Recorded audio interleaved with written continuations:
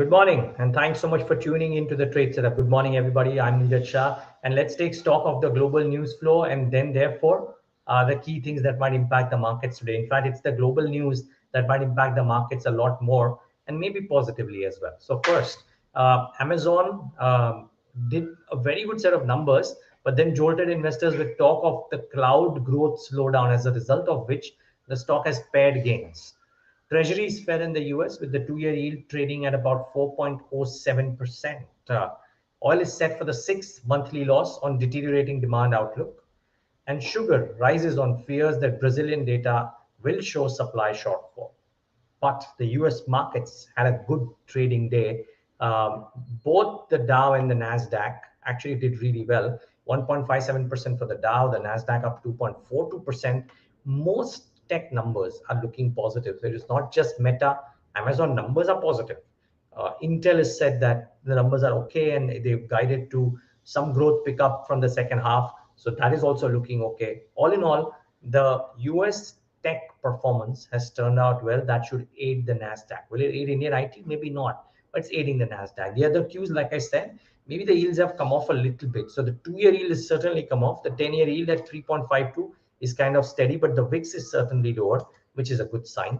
The SGX Nifty should be indicating, on the back of what's happening in the US market, should be indicating a bit of an uptick. Yes, it is 18069. Now keep in mind, for all naysayers and people like me as well, right, I'm a bit skeptical of the move that is happening, multiple indicators flashing red, but the index continues to march ahead. And actually, that even the trade setup is that we've had the best F&O expiry in 6 months, and the markets are inching higher, much contrary to expectations. I've been on record saying that there are multiple quant indicators which are saying that things aren't, market should correct per se, but continues to inch up higher. And I remember a conversation, I think with Gautam Shah, that he was negative, but he said that if the markets close above 18,100, then the narrative changes completely. Now, can it happen? I don't know. The words of caution, and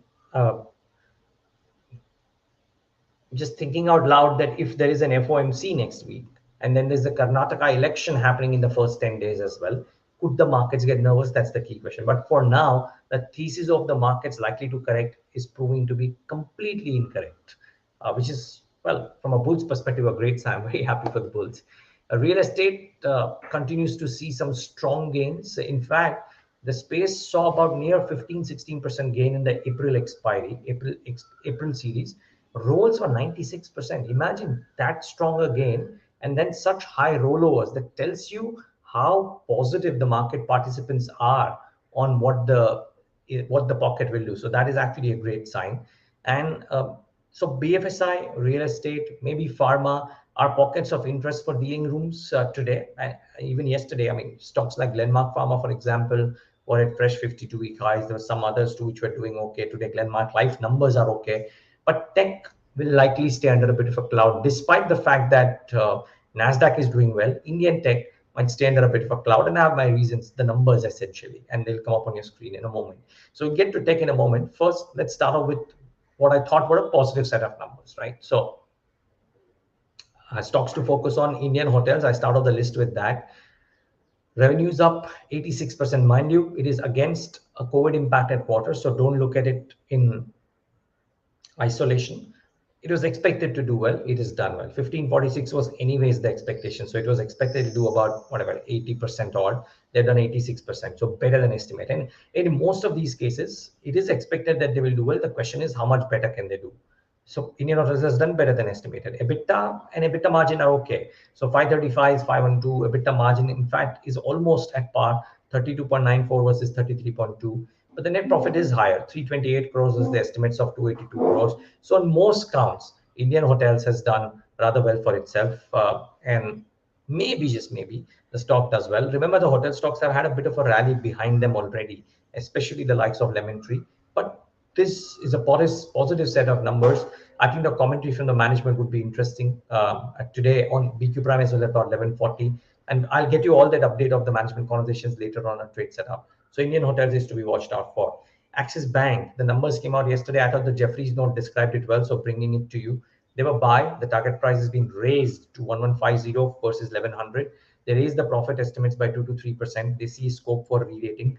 They believe the asset quality is robust. CET1 is at 14%, which is good. And even if the NIMs were down 4 bips QOQ, they believe that better liquidity can help lift the loan growth. So do watch out for Axis Bank as well. Important stock to monitor in the session today. Then Trent, mixed quarter, if you will, and then I'll go down to the weaker ones. So mixed quarter for Trent. Revenues were up 64%, which is good news, 2182. In fact, this takes the 3-year revenue CAGR to 42%. I'll come to that as well. But just the absolute numbers, revenues up 64% ahead of estimates. EBITDA margin, much lower than estimated, 9.3 versus 10.13. And the Bloomberg's estimates were 12.8%. The net profit up almost 338 times. Don't look at that number. Look at the absolute number, 54 crores. The estimates were 82 crores. So actually the revenue, the margin and the bottom line performance, much lower than what was estimated. A sharp pickup in 3-year revenue CAGR, therefore, to 42%. But the margins have corrected sharply on account of faster growth in the low margin Zudio business and higher growth oriented investments. West Side recorded 223% same store sales growth over Q4 FY22, which is also a good sign. So on the revenue front, they're doing okay. On the operational front, maybe not so. And that's a bit of a bummer. But I mean, like I said, mixed numbers. There is one brokerage, I think, which has cut the target price. Can't remember which one it was, but I read a note in the morning. But aside of that, okay. I mean, can't quite place my finger on what the stock could do today because it's been a mixed quarter. What some of the other stocks could. By the way, Wipro is the other one where you can't quite figure out what the stock will do because the numbers really ho-hum. I mean, yeah, let's stick with the numbers first. Revenues were down, a bit down, net profit kind of lower than estimated or just about in line there. On that base, it's in line. But nothing bit of a quarter, right? And they've guided to a weak Q1 as well. So that's the other part. But there is a buyback. So the tender buyback has been announced. It's at a decent premium to the current market price. Acceptance ratio, not that great, but that's what you expect in such buybacks per se. Can this short the stock? Maybe it could. Anything to short Tech Mahindra though? I doubt. Numbers very wobbly. Yes, there were one-offs, but still weak numbers. Revenues down 0.11% at 13,718 crores for Tech Mahindra. The Bloomberg estimates were 13,812 crores. We'll move to Tech Mahindra in a moment. So revenues were down. EBIT though, down 19.93%, 20% downtick in EBIT, 1317 crores. The estimates were 1689.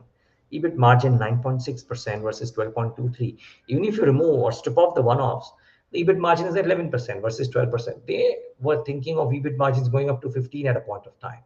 Net profit down 12.47% at 1125 crores. The Bloomberg estimates were 1322 crores.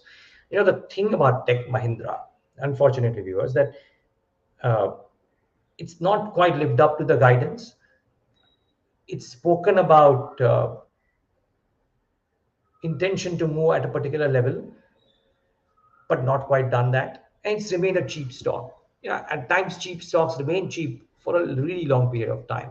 Tech Mahindra, I think, is going through that. So, and this quarter, not a good one, very shabby quarter. And I would reckon that maybe the stock will get punished. Who is to predict? But I think it looks like a weak quarter. Emphasis too looks like a weak quarter.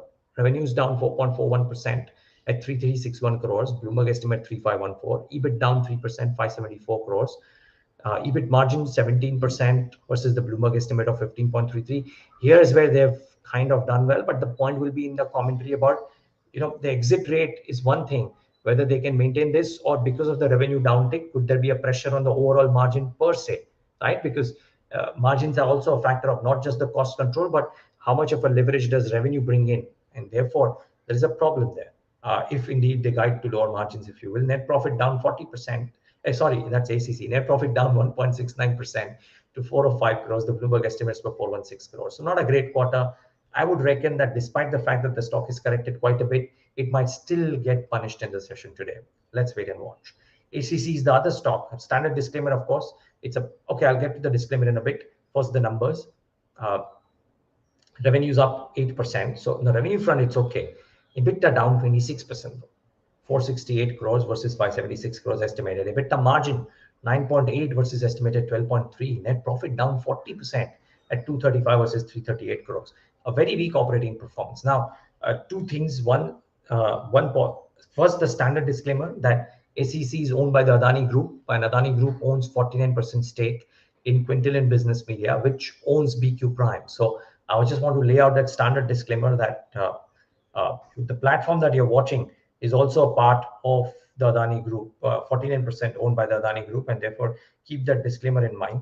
The other thing that I just wanted to point out in ACC's case, the other thing is that ACC's auditor has issued a qualified opinion citing ongoing proceedings in the Adani Hindenburg case, which in some sense confirms the compliance of the laws and regulations, which, if anything, is to be expected. Therefore, but yes, laid out there. But the number is very weak. Very likely that the stock will correct lower. Then the Motilal Oswal's and the Aditya Birla Sun Life's asset managements also might correct today. Revenues weak, EBITDA weak, net loss of 50 crores for Motilal Oswal. Aditya Birla Sun Life revenues down 16%, EBITDA margin much lower than estimated and much lower than the actual numbers last quarter. Net profit down 14%, much lower than estimated as well. So not a great set of numbers for either of any of these two either. If anything, I think the one set of numbers that stood out was Glenmark Life, wherein the numbers were okay. Sales growth 20%, EBITDA margin 33% versus 27% QOQ or 28% YOY. All segments did well. So Glenmark Life is probably a stock that might do okay, but not certainly the rest of the ones that I've spoken about. Some stocks in news. Godrej Consumer and Raymond, it's insane. So Godrej Consumer has entered into an agreement to acquire FMCG business of Raymond Consumer Care. Keep that in mind, along with the trademarks of Park Avenue, etc., for 2825 crores. So they were con call today at 10 a.m. Godrej does, and I think analysts will wait for that con call and some clarity on the call before they give their assessment of what this means. But on the face of it, from the notes that I read, aside of the valuation, they talk about there being little need to do this, and therefore the early morning assessment of what Godrej Consumer could do might be difficult. Maybe the reactions come in only after the call is done. Let's wait and watch. They certainly paid a good price. They're not paying hefty price for this, which is a good sign. Then IRB Infra is a positive news flow to itself. They've received an LOA from the Hyderabad Metropolitan Development Authority for building an 8-lane outer ring road. Now, these are the numbers, and if indeed they turn out the way I'm reading them, then it's a big positive, because they say that the O&M order book will grow by about 14,500 crores. That's a large operational maintenance order per se, and therefore it should augur well for IRB. So let's wait and watch there. GAIL India is the other one. Norges Bank has decided to exclude GAIL India and Korea Gas from the Government Pension Global Fund Global. It cites the company's business collaboration with an organization affiliated with the military in Myanmar. For whatever it's worth, it is bad news, because Norges Bank is a large bank. They will not buy more into GAIL, so therefore it's not that they're going to sell GAIL, I reckon. However, if there's a belief that other funds might follow suit, what if there's some selling that comes in? Does GAIL come under a bit of a cloud? Who knows? I'm just bringing out the news to you. And lastly, Laurus Labs. Now, I know it corrected about 2.5% yesterday, but the con call takeaways were disappointing with regards to growth in FY24, possibly FY25, and brokerages have trimmed targets. For example, Jefferies has cut Laurus Labs to underperform with a target price of 250 rupees. I think the problem, and which is what I'm going to quiz Dr. Satyanarayan Chava when he talks to us today, is that from margins which used to clock at 30%, the exit margin at quarter four was 20%. That makes the average margins at 25%. Now, is Laurus saying, therefore, that they will maintain margins at 25, or are they saying that the margins could be about 20-21%? Because if the margins are 20-21%, then there is room for further downsides from where Laurus is right now. And I think there's also this belief, right, or there might also this belief be that even if the management is, being upfront, if you will, if it is, the environment is too volatile for them to be able to get a grasp on what could happen, and markets don't like uncertainty. So therefore, a stock which is currently trading at 30 times TTM or thereabouts, and is not growing as well, because they've said XR24 is a year of consolidation, there's no need to pay that valuation multiple to Laurus. So there are people who are optimists who believe in the long term the call viewers is that tactically, do you need to enter into a stock which is talking about almost no growth for FY24? I guess the answer should be a no.